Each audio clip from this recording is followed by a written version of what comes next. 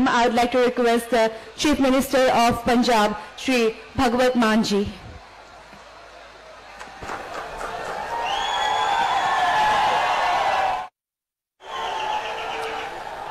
भारत माता की वंदे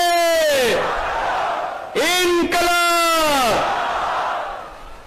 आज असम में गुवाहाटी में जगह जगह से देश को दुनिया का नंबर 1 देश ने की इच्छा लेकर पहुंचे हुए आम आदमी पार्टी की रीढ़ की हड्डी कार्यकर्ता, पदाधिकारी, नॉर्थ ईस्ट की हमारी पूरी टीम, असम की टीम, त्रिपुरा की टीम, अरुणाचल प्रदेश की, मिजोरम की टीम, प्रभारी पदाधिकारी सभी जिन्होंने पर्दे के पीछे रहकर इतना अच्छा अरेंजमेंट किया, उनका धन्यवाद।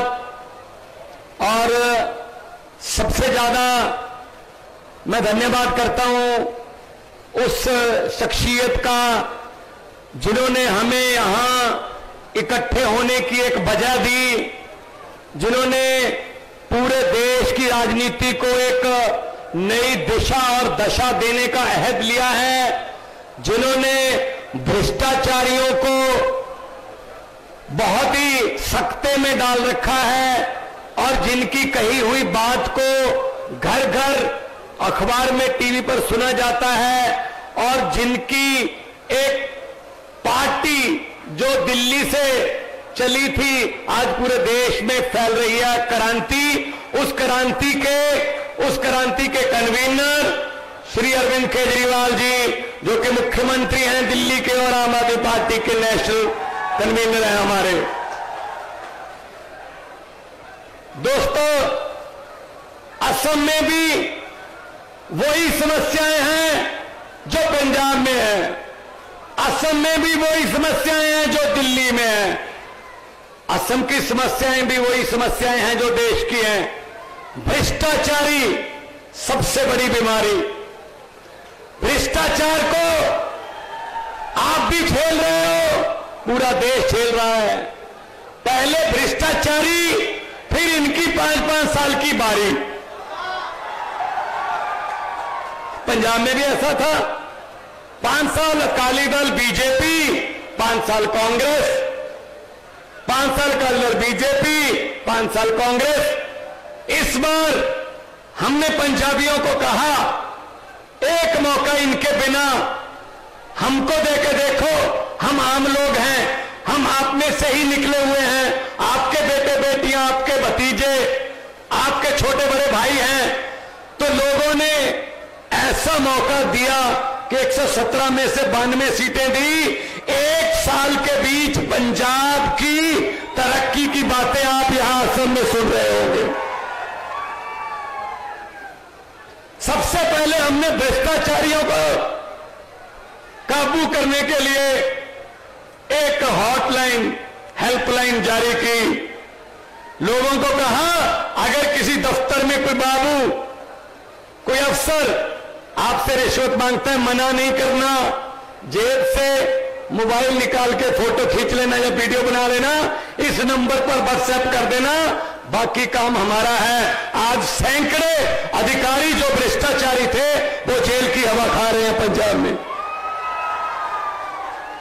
काम टाइम पे होने शुरू हो गए और मैसेज चला गया, पूरे सिस्टम में मैसेज चला गया कि अब सिर्फ तनख्वाह से ही गुजारा करना पड़ेगा, तनख्वाह के बिना इधर उधर से पैसे नहीं ले सकते आप।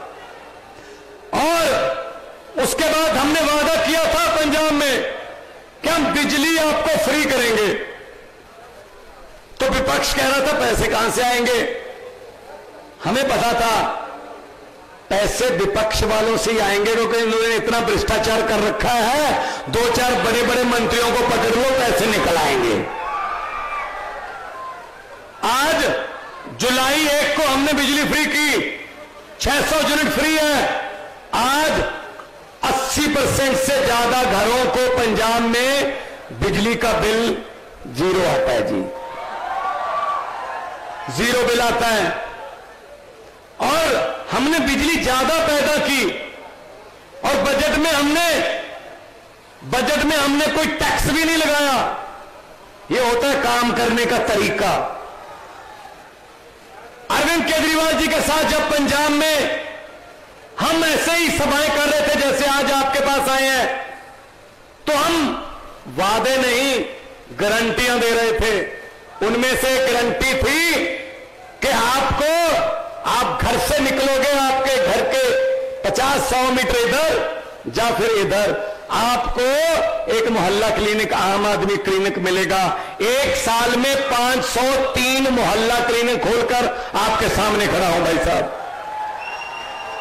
हमने गारंटी दी थी कि पंजाब के युवाओं को नौकरी देंगे। उनके हाथ में कंप्यूटर होने चाहिए, उनके हाथ में आईपैड होने चाहिए, उनके हाथ में सोने के चांदी के मेडल होने चाहिए। वक्त अलग अलग चैंपियनशिप जो इंटरनेशनल या नेशनल लेवल की हैं। तो आज आपके सामने मैं खड़ा हूं गुवाहाटी में, पता कर लेना पंजाब में 1320 तो कल ही हमने नियुक्ति पत्र दिए हैं। 28,472 नौकरियां देकर आपके सामने आया हूं एक साल में, सिर्फ एक साल में।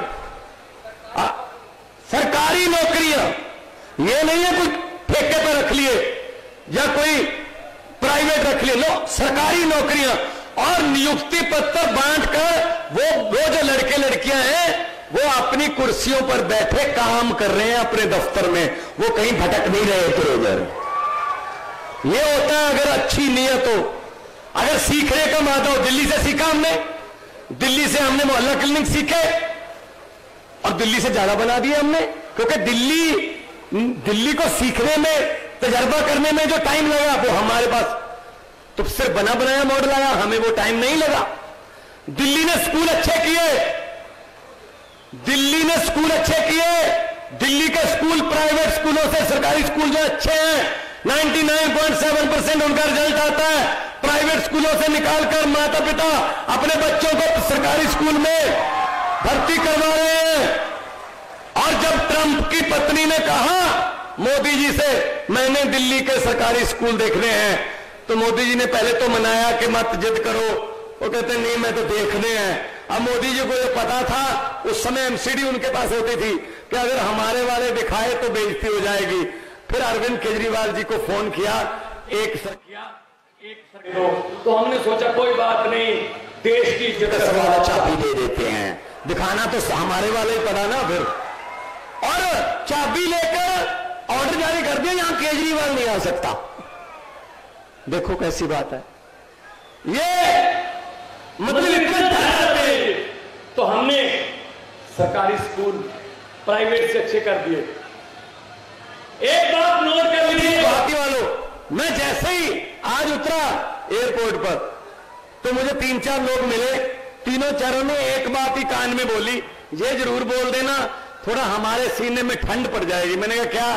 कहता दिल्ली और पंजाब में आप तो सरकारी स्कूल खोलते हो, या मुख्यमंत्री की पत्नी अपना स्कूल खोल रही है।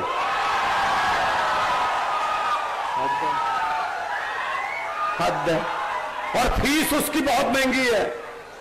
अगर भाई साहब अगर स्टेट को चलाने वाले खुद स्कूल खोलेंगे तो फिर सरकारी स्कूलों का क्या हाल होगा ये बताओ। वो क्यों चाहेंगे कि सरकारी स्कूल अच्छे हो जाएं? वो तो फिर उनके स्कूलों को कंपटीशन देने लगेंगे। जिस देश का राजा व्यापारी उस देश की जनता भिखारी, इस नारे पे चल रही है ये गवर्नमेंट। उधर भी देख लो, ऊपर देख लो, व्यापारियों से दोस्ती है, व्यापारियों से दोस्ती है। उनके बारे में कुछ नहीं बोलने देते, उनके बारे में जो मर्जी छप जाए दुनिया भर के अखबारों में, जो मर्जी अंकड़े पेश कर दें, कहते नहीं जी ये तो देश को बदनाम करने के लिए अखबार छाप रहे हैं।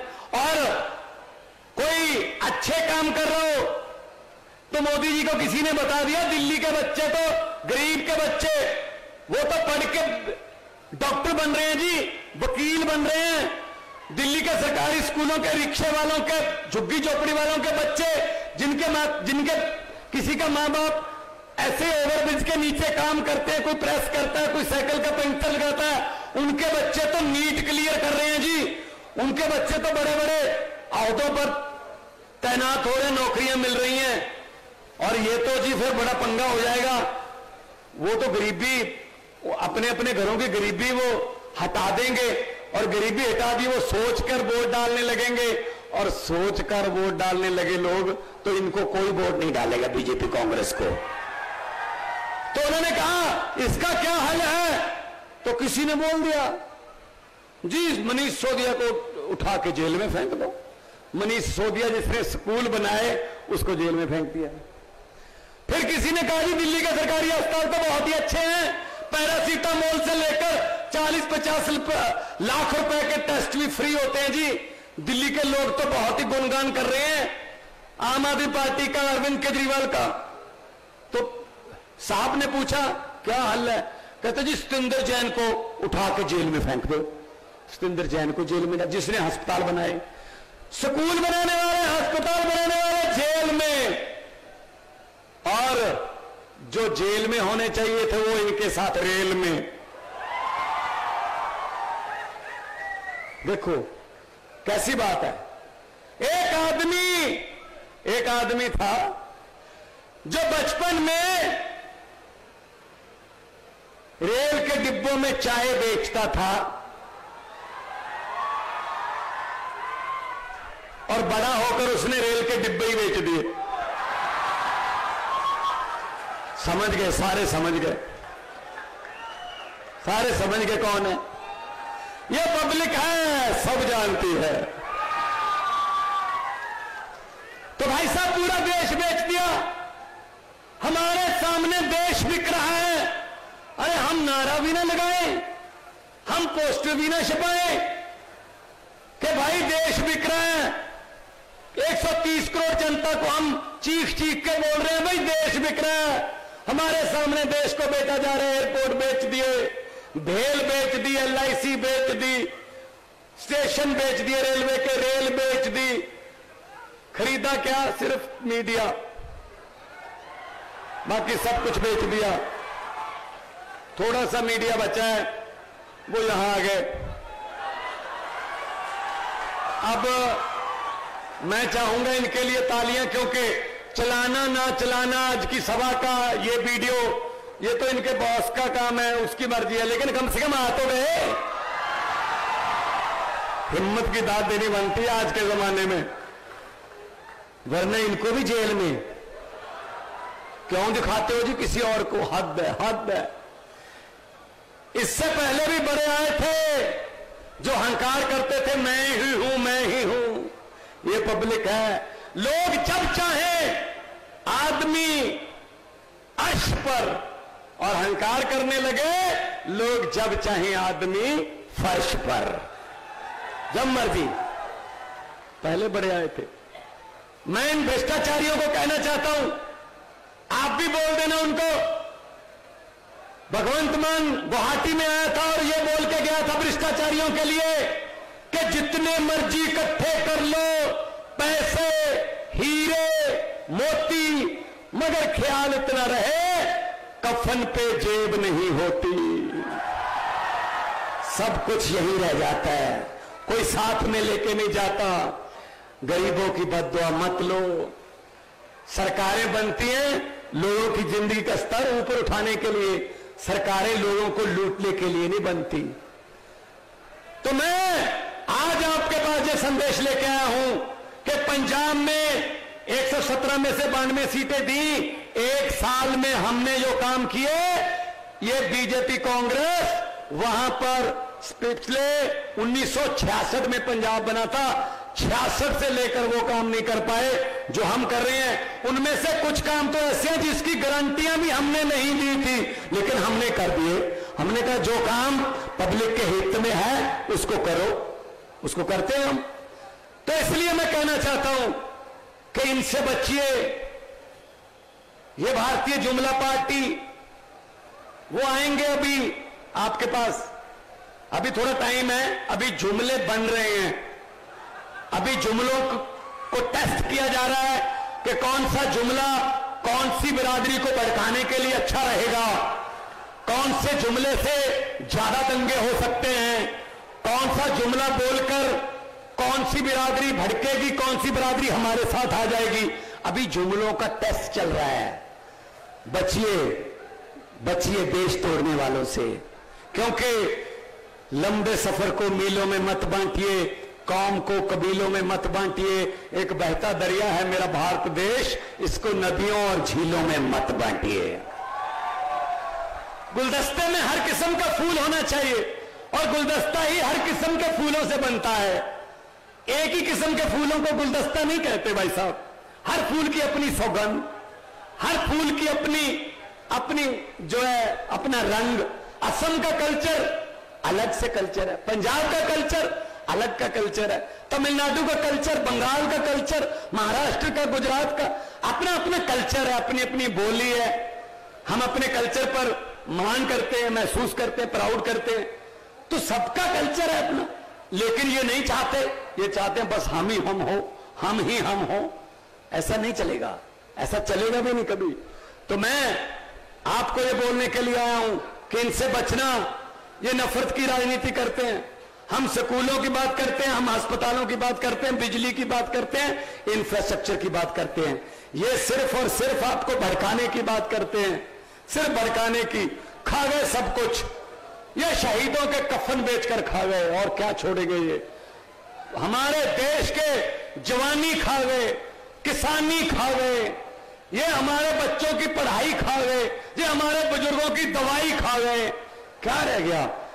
किसी नदिया के घाट पर अगर ये राजनीतिक लोग बस जाते, किसी नदिया के घाट पर अगर ये नेता लोग बस जाते, तो लोगों के प्यासे होंठ भी 2 बूंद पानी के लिए तरस जाते।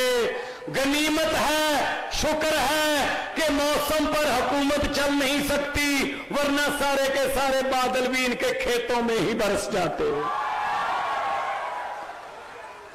बादल भी अपने ही खेतों में बरसाते अगर मौसम पर हुकूमत चलती तो, लेकिन चल नहीं सकती वहां। तो आप लोगों के पास मौका आता है, आप बटन दबाकर आप बदलाव लेके आ सकते हो। कल मैंने पंजाब में एक टोल प्लाजा बंद कराया, वैसे 8 टोल प्लाजे हमने बंद करवा दिए। उनकी डेट जो है, एक्सपायरी डेट, वो तो 5-5, 6-6 साल हो गए थे उसको, 6-6 साल ज्यादा हो गए, फिर भी टोल ले रहे थे। 8वां कल मैं बंद करवाया। जब मैंने बटन दबाया तो वो खुल गया, पब्लिक के लिए फ्री कर दिया। तब मैंने ये कहा वहां पे पत्रकारों को मैंने कहा, ये बटन दबाकर मैंने एक दिन का 10,12,000 रुपया पंजाब के लोगों का एक टोल प्लाजे का कल बंद किया है, 10,12,000 एक दिन का बचाया। मैंने कहा ये बटन में 4-5 दबाता हूं हर रोज। कभी किसी स्कूल का उद्घाटन होता है, कभी किसी सीवरेज के प्लांट का वो बटन दबा के वर्चुअल हम उद्घाटन करते हैं। वो बटन मैं कैसे दबा सकता हूं? वो बटन दबाने की शक्ति मेरे पास किसने दी है? वो बटन मैं इसलिए दबा रहा हूं क्योंकि पंजाब के लोगों ने पिछले साल मार्च में झाड़ू वाला बटन दबाया था। उन्होंने एक बार बटन दबाया, हम हर रोज 4-4 बार बटन दबाते हैं, तरक्की वाले बटन। इसलिए बटन बदल लो। पहले 2 ही बटन थे, तीसरे की तरफ देख ही नहीं सकते थे, अब तीसरा आ गया। ये कहते हैं डबल इंजन। अबे कोई डबल इंजन की जरूरत नहीं है, नया इंजन चाहिए, नया इंजन,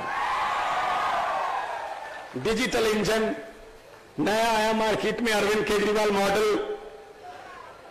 बहुत पोल्यूशन भी नहीं है, बिल्कुल भी करप्शन नहीं है, स्पीड से दौड़ता है, एवरेज बड़ी अच्छी है, और पटड़ी पे ही चलता है, पटड़ी से उधर उधर नहीं भटकता। सबसे बड़ी बात यह है। तो इनको परख लेना बस, 72 साल परख लिया, अब और क्या करेंगे? ये ऐसे ही रहेंगे। इधर वाला इधर चला गया, उधर वाला इधर चला गया, इधर वाले ने इधर छलांग लगा दी, उसने उधर छलांग लगा दी। हम देखते ही रहते हैं जी, हमें तो पता ही नहीं चलता कि किधर काम किधर चला गया। तो ये अगर मेरे पे कोई भ्रष्टाचार का कोई आ गया ना इल्जाम, तो कहते हैं इस पार्टी में चले जाओ, साफ हो जाओगे। वहां पता नहीं कौन सी वॉशिंग मशीन लगी हुई है, वो साफ कर देती है उनको, वो बाद में बिल्कुल सही हो जाता है। तो हमें क्या है, जनता बहुत देर से ढूंढ रही है कोई हमारे जैसा नेता है जिसको हमारी मुश्किलें पता हो, हमारे घर की मुश्किलें, मजदूरों की, किसानों की, छोटे दुकानदारों की मुश्किलों का पता हो, कोई हमारे जैसा है। लेकिन कोशिश तो हम करते हैं कि ये लगता है हमारे जैसा, बाद में पता चलता है ये तो उनका भी मतलब बाप निकला, वो भी उसमें गलत हो जाते। क्या हुआ, किसी गांव में भैंसें चोरी होने लगी, मतलब भैंसें चोरी होने का सिलसिला शुरू हो गया किसी गांव में। एक रात में 2 भैंसें चोरी हो गई, अगली रात फिर 2 भैंसें चोरी हो गई, उससे अगली रात 1 भैंस और चोरी हो गई। तो गांव वाले भागे एक साधु संत के पास गए, उसी गांव में रहता था, कि साधु संत को कहा जी तीसरा नेत्र खोलिए और हमें बताइए हमारी भैंसें चोरी हो रही हैं, बताइए चोर कौन है, कैसे पकड़े। तो साधु संत ने कहा एक चद्दर ले लेना, उस चद्दर के चारों किनारे 4 आदमी पकड़ के खड़े कर देना, नीचे से पूरा गांव चद्दर के नीचे से निकाल देना, जो आदमी भैंसे चोरी करता है ना, जब वो चद्दर के नीचे से निकला वही मारा जाएगा वो। तो गांव वालों ने ऐसे किया, 4 आदमियों को चद्दर पकड़ा दी और नीचे से पूरा गांव निकल गया, महिलाएं, बुजुर्ग, नौजवान सब निकल गए। गुवाहाटी वालों, असम वालों, एक आदमी भी नहीं मरा। पता क्यों? जो भैंसे चोरी करते थे उनको तो चद्दर पकड़ा रखी थी। ऐसे हमारे देश में हो रहा है, जो हमारे देश को लूट रहे हैं वो तो चद्दर लेके खड़े हैं। 130 करोड़ लोग आपस में से चोर ढूंढ रहे हैं। भाई चोर हमारे में नहीं है, चोर उन्हीं में है, ढूंढो ढूंढो, ढूंढने की बारी है अब। तो जैसे ही दिल्ली की समस्या हल होगी, पंजाब की समस्या हल होगी, वैसे असम की समस्या हल होगी। करप्शन, किसानों की समस्याएं, आपके पहाड़ों की समस्याएं, नदियों की समस्याएं, सब समस्या, रोजगार की समस्या, सब समस्याएं सेम है। इसीलिए आम आदमी पार्टी, क्योंकि आम लोगों में से निकली, अरविंद केजरीवाल जी ने रामलीला ग्राउंड से ये पार्टी बनाई थी और रामलीला ग्राउंड में क्या करने गए थे? एंटी करप्शन मूवमेंट थी कि भ्रष्टाचारियों को पकड़ के अंदर करो। ये नहीं माने, ये माने नहीं। इनको ये लगता था कांग्रेस और बीजेपी को, इनको ये लगता था ये कौन है, 15-20 आदमी आए हुए हैं, ऐसी बस बहुत बड़ा एनजीओ नहीं है इनका कोई, ये तो 15-20 आदमी चला रहे हैं, एंटी करप्शन मूवमेंट चला रहे हैं। मजाक करते थे। मजाक क्या करते थे बीजेपी और कांग्रेस वाले? ऐसे सड़कों पर बैठकर कानून नहीं बनते, चुनकर आइए, इलेक्शन लड़िए, चुनकर आइए, फिर कानून बनाइए। देखो भगवान का संयोग, कैसी विडंबना है। हम लोग सब लोग चुनकर आ गए, वो सड़क पर बैठे हैं, अब वो सड़क पर है। वरना वो बात मान लेते तभी ये पार्टी पैदा नहीं होनी थी। तो पार्टी है आम लोगों की। मेरी बात कर लेता हूं मैं एक टीचर का बेटा, आर्टिस्ट था मैं, आपने मुझे वहां देखा होगा लफ्टर चैलेंज में, पंजाबी में बहुत से काम किया। तो मैंने तो कभी सोचा ही नहीं था कि मैं राजनीति में आऊंगा। तो राजनीति में आने की प्रेरणा अरविंद जी से मिली कि उन्होंने अपनी अफसरी छोड़ दी, बहुत बड़े अफसर थे इनकम टैक्स के, तो हम भी छोड़ सकते, देश के लिए कुछ ना कुछ करने का एक ही जीवन है, एक ही जन्म है, इसी जन्म में काम करें। शहीद आजम भगत सिंह ने लिखा था, उन्होंने लिखा था कि इश्क करना सबका पैदाइशी हक है, क्यों ना इस बार वतन की सरजमी को महबूब बना लिया जाए। तो भगत सिंह पंजाब के थे, उनसे प्रेरणा लेके हम भी इनके साथ चल दिए। काफिला बड़ा बनता गया, कुछ लोग आते गए, कुछ लोग छोड़ते भी गए, जिनको जो स्वार्थी थे उनकी स्वार्थ, जब कोई छोटी लाइन देखकर भी आ जाते हैं, इधर लाइन छोटी है शायद जल्दी बारी आ जाएगी, वो अपना चले गए। जो रह गए वो ऑर्गेनिक, जैसे कि आप हो सब लोग, वो ऑर्गेनिक रह गए।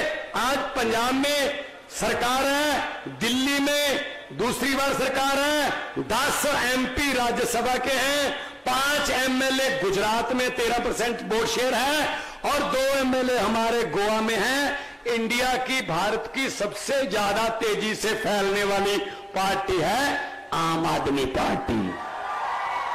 और चुनाव चिन्ह भी बहुत अच्छे, चुनाव चिन्ह भी वही है जो सफाई करता है। और हम सफाई की बात करने आए हैं भाई, ये गंदगी, राजनीतिक गंदगी बहुत हो गई, इसकी सफाई कर दो। मुझे पत्रकारों ने पूछा कि आपने कैसे बीजेपी की आंधी को रोक लिया पंजाब में, दिल्ली में। मैंने कहा कौन सी, क्या? कहते हैं जो बीजेपी की आंधी थी उसको कैसे रोका आपने? मैंने कहा जी उनका चुनाव चिन्ह क्या है? बोले जी कमल का फूल। मैंने कहा हमारा क्या है? बोले जी झाड़ू। मैंने कहा कमल का फूल कहां उगता है? बोले जी कीचड़ में। मैंने कहा झाड़ू क्या करता है? वो कहते हैं कीचड़ की सफाई। मैंने कहा हमने झाड़ू से कीचड़ की सफाई करती और दिल्ली और पंजाब में कमल का फूल उगे ही नहीं भाई साहब। कितनी सीटें हैं पंजाब में? 117 में से बीजेपी की कितनी सीटें हैं? 2। स्कूटर पर बैठकर भी विधानसभा आ सकते हैं वो 2। दिल्ली में ले दे के 7, पिछली बार 3 थे, इस बार 7। तो क्योंकि लोगों ने सोच समझकर, लोगों ने अरविंद केजरीवाल जी की सोच को वोट डाला। और कोई नेता इस देश में इन दिनों में यह कहने की हिम्मत नहीं रख सकता। यह कहना बहुत बड़े जिगरे वाली बात है जी कि इलेक्शन से 2 महीने पहले दिल्ली में अरविंद केजरीवाल टीवी पर आए और टीवी पर बोलते हुए उन्होंने कहा दिल्ली वाले लोगों को मैं ये कहना चाहता हूं, अगर मेरे पिछले 4.25 साल के काम आपको अच्छे लगे तो वोट दे देना, अगर अच्छे नहीं लगे तो मुझे वोट मत देना। ये कहने के लिए जिगरा चाहिए और लोगों ने वोट दिया। क्योंकि ये बात वही आदमी कह सकता है जिसने कुछ करा हो, जिसको ये यकीन हो कि मेरी बात को लोग माने नहीं, मैंने बहुत काम किया है। तो काम करने वाले लोग हैं हम इनकी तरह अपने दोस्तों को या अपने रिश्तेदारों का माफिया बनाने वाले लोग नहीं हैं हम लोग जनता के साथ हैं। कोई हमें कह देता है ये बीजेपी की A टीम है, कोई कहता है कांग्रेस की B टीम है। हम किसी की A B टीम नहीं है, हम तो जनता की टीम है, पब्लिक की टीम है, 130 करोड़ लोगों की टीम है।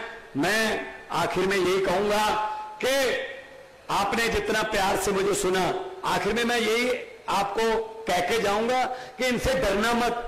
ये डराने आते हैं आपको, ये लालच देते हैं, ये इलेक्शन के समय लालच भी देते हैं, मतलब पैसे लेके आते हैं घर पे। अगर ये आए पैसे वैसे लेके तो मेरी हाथ जोड़कर बेनती है, मना मत करना। लक्ष्मी घर पे आए वापस नहीं करते ऐसे। आप ही के हैं, आप ही के नोट हैं वो, इन्होंने कहां से लाया? आप ही से लूटा हुआ माल है वो। हाँ इतना कर देना, वो पकड़ के रख लेना और बोल देना कि हाँ। और जिस दिन वोटिंग हो उस दिन स्कूल में जाकर अच्छे से उस मशीन को देखकर झाड़ू वाला बटन दबाकर बोल देना कि हाँ। जो समझ गए वो ताली बजाओ, बाकियों को माफ है। बहुत ही समझदार इलाका है शर्मा जी, बहुत ही समझदार इलाका है, सारे समझ गए। भारत माता की। बहुत अच्छे। सो आपने इतना प्यार दिया, सत्कार दिया, इतने प्यार से सुना। मैं आपको यही कहना चाहता हूं, देखो हम लोग पहली बार आए हैं, अरविंद जी भी पहली बार आए हैं, लेकिन जितना प्यार आप दे रहे हैं हमारा दिल नहीं करता कि अभी जाएं, लेकिन दिल यही करता है यहीं रहें, लेकिन वो तो हो नहीं सकता, लेकिन जल्दी जल्दी मिलते रहें। अक्सर लोगों को कहते सुना है, अक्सर लोगों को कहते सुना है जिंदा रहे तो फिर मिलेंगे, लेकिन असम वालों इस पंजाबी दिल ने कहा है मिलते रहे तो जिंदा रहेंगे। बोले